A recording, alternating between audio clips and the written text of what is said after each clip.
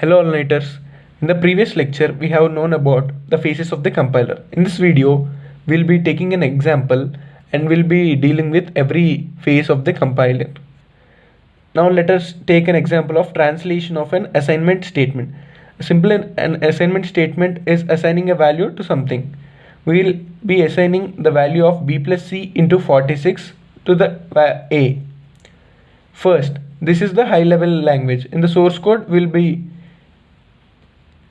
giving it like this: a equals to b plus c into 46. Now what will the lexical analyzer do? This lexical analyzer analyzes the statement and will divide it into tokens and make them as identifiers. For suppose, consider this a plus b, this thing. Now here individual everything is divided into tokens. A is considered as identifier 1, B is considered as identifier 2, and C is considered as identifier 3, and is stored in the symbol table 2. And everything is separated and are tokenized.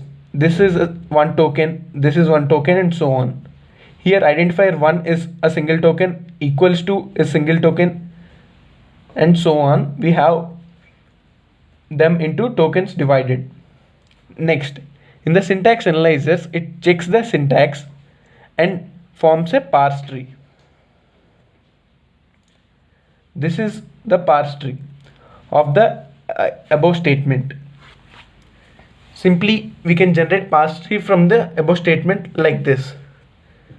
We can generate it from left or right. Next comes the semantic analyzer. In semantic analyzer, we simply verify whether it is semantically strong, whether the statement is giving some meaning or not, and we'll be adding this thing. In this case, we'll be adding int to float for this 46. This explicitly converts this integer value into float value, because we are multiplying it with a float, that floating point. Here a, b, c are float values, so we will be converting 46 into float value before multiplying to the identifier. After this, we'll be generating the intermediate code.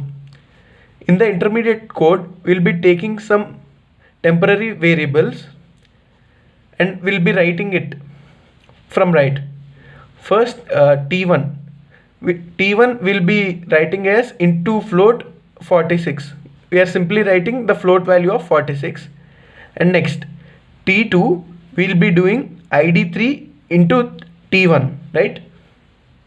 And T3 ID2 plus T2. T2 is this whole thing, and ID1 as T3. This is the intermediate code which will be generated for the above example. Next, code optimizer. In the code optimizer, we know it gives it in less number of lines. We'll basically eliminate all the unnecessary variables or unnecessary temporary objects and make them into simple less number of lines. These whole 4 lines can be written into these 2 lines. First, we'll be instead of taking int to float 46, I'm writing it as 46.0, which implicitly means it's a float value, and we'll be multiplying it and storing it in some temporary variable, and we'll be adding it to ID1 and ID2.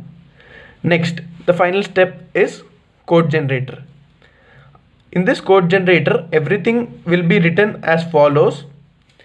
Everything will be in registers, right? Here LDF is nothing but load data to floating point registers. Here everything will be dealt in registers at this level. Now first we'll be loading data to floating point register. The identifier 3 is nothing but C. The C is loaded into R2. Next, mulf, it is nothing but multiply floating point. This R2, the value in R2 is multiplied with 60, float value 60, and stored back in R2. Similarly, ID2, which is nothing but B.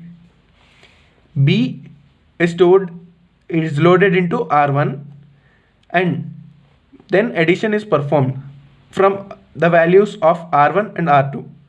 R1 simply stores ID2 and R2 stores ID3 into 60, and it will be stored in location R1. Next, finally, STF. STF is nothing but store data from floating point register.